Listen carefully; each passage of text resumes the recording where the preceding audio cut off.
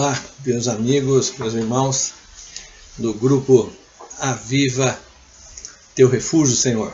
Muito bacana aqui desde a Holanda, mandando uma mensagem para vocês que tem como título algo interessante que diz: o silêncio reverente contra o crentez.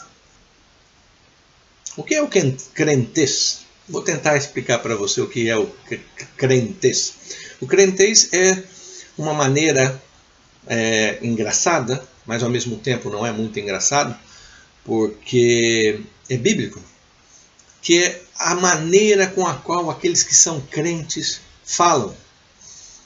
Então, isso não existe no dicionário português, você pode até buscar algumas coisas, algumas pessoas estão colocando algum texto sobre o crentez na internet, mas o crentez é aquele idioma que você está conversando com uma pessoa que não é crente em Cristo, ou seu companheiro de trabalho, e, por exemplo, eu estou no consultório e a pessoa pergunta para mim: Renato,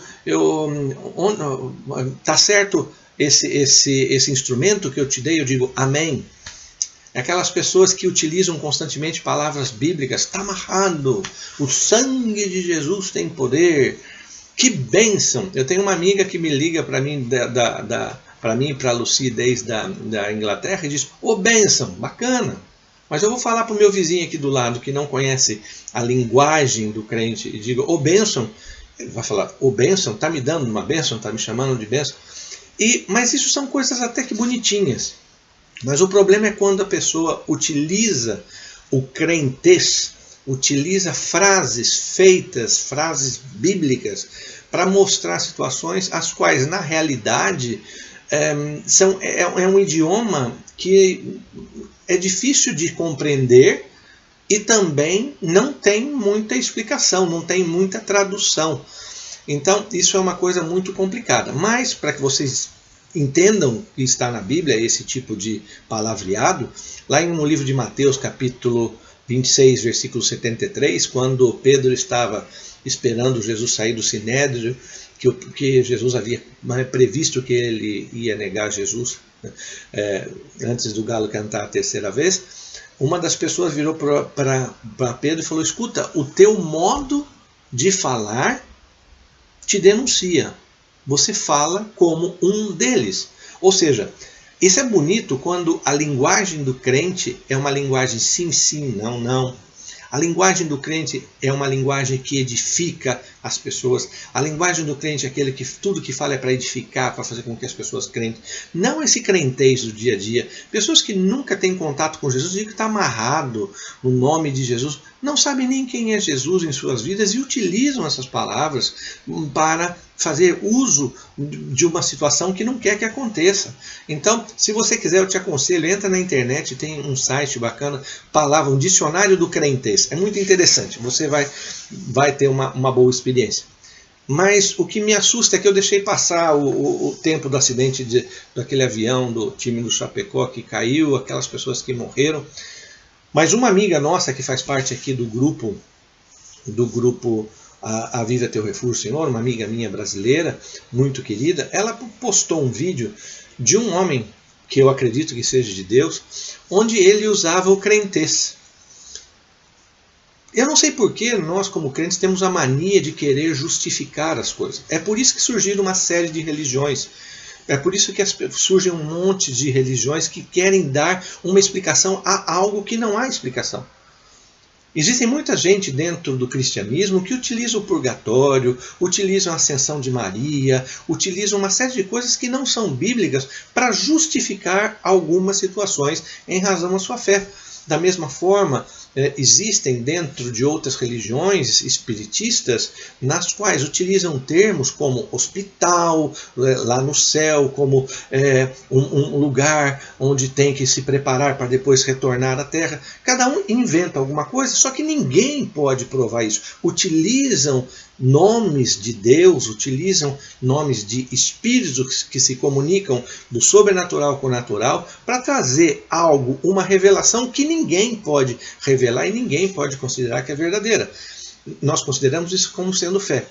Mas por que eu estou falando isso? Porque o crentez é muito perigoso. E essa minha amiga postou um homem de Deus falando que era, naquela situação, era uma situação de que o piloto ele resolveu não colocar gasolina e ele pagou as consequências. Então é a palavra de Deus que aquele acidente aconteceu pelo livre-arbítrio. O livre-arbítrio também não existe na Bíblia a palavra livre-arbítrio, mas é a vontade de você fazer. É a lei da semeadura que está na Bíblia, do que aquele que o homem plantar, isso ele vai colher. As pessoas utilizam isso. Então, eu fiquei muito assustado, porque o crentez me faz acreditar que por causa que o piloto plantou uma atitude indevida, uma negligência, uma imprudência, todas as outras pessoas morreram por causa da negligência dele. E Deus, onde fica nessa história?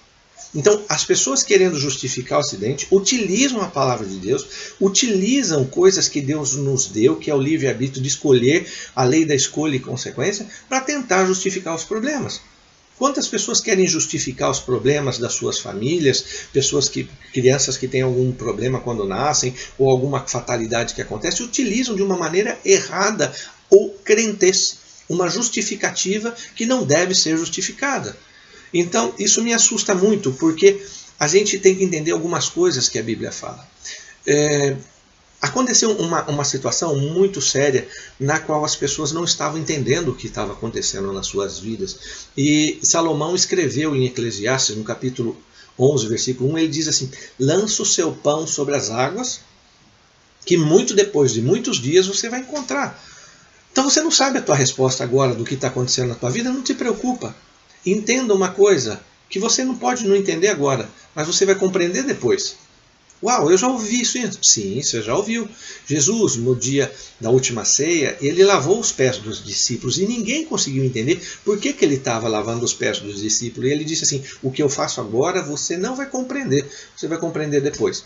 Muitas das coisas que estão acontecendo hoje na tua vida, na minha vida, nós não temos que entender, nós só temos que nos curvar diante da vontade de Deus e falar: Senhor, eu não te compreendo, eu não te entendo, mas me ponho num silêncio reverente diante da tua presença e quero escutar a sua voz. Se o Senhor não quiser falar comigo, não faz mal, mas eu vou calar a minha boca e não vou falar mais o meu crentez. Não queira justificar as coisas que Deus não precisa de advogado, Jesus não precisa de advogado, o Espírito Santo não precisa de advogado. Jesus é o nosso advogado, como ensina a Bíblia.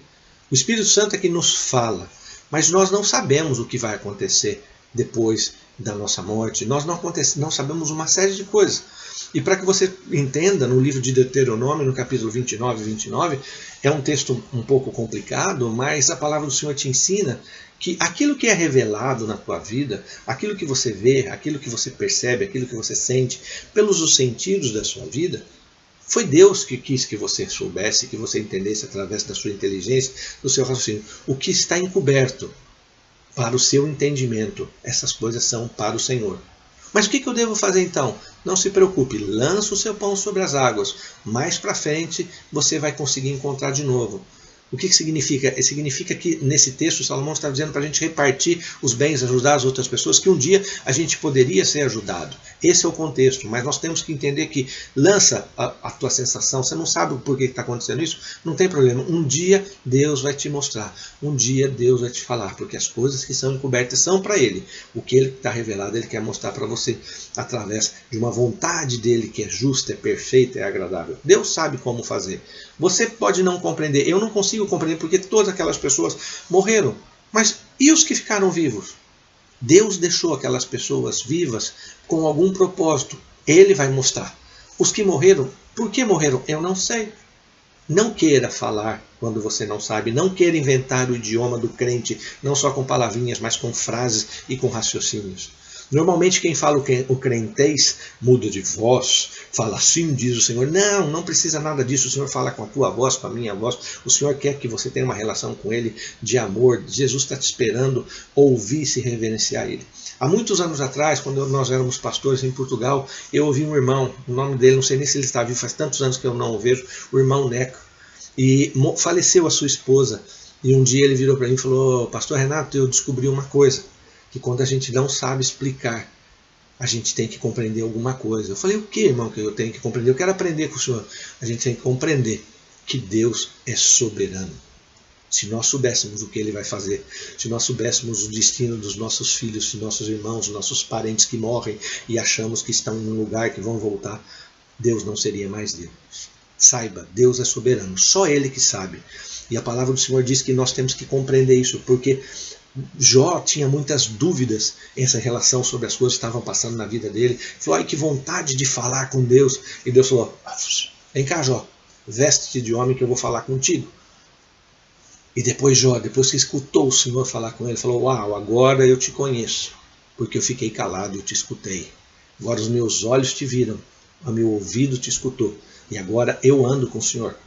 Aprenda a ficar quieto diante do Senhor. Aprenda a se curvar diante do senhorio do Senhor. Você não sabe o que está acontecendo, mas Ele está fazendo. Ele tem o controle. A palavra do Senhor diz na Bíblia que todos os nossos dias foram contados desde o ventre da nossa mãe. Inventam histórias que nós somos reencarnados, mas a Bíblia, aqueles que são cristãos, que acreditam em Jesus Cristo, têm que entender que desde o ventre da nossa mãe, quando nós estávamos informes na relação do óvulo com o esperma, desde aquele momento sem forma, Deus já tinha escrito na sua agenda todos os nossos dias, inclusive daquelas pessoas que morreram. Quem vai poder escrever o que eles iam morrer naquele dia? Só o Senhor sabe a razão, por quê ou não. Não queira saber aquilo que é inexplicável. Se curve diante do Senhor, fique em silêncio diante do Senhor e peça para Ele cuidar quando você não consegue de algo muito difícil na sua vida, que Ele cuide da sua vida para que você possa suportar ou uma perda, ou uma situação muito difícil, porque Ele sabe de tudo. E o Senhor está lá no seu santo templo e a palavra do Senhor fala, cale-se toda a terra diante dEle. E aquilo que o meu amigo, meu irmão Neca lá de Portugal disse um dia, aceite a soberania do Senhor sobre a sua vida. Aceite a soberania de Jesus.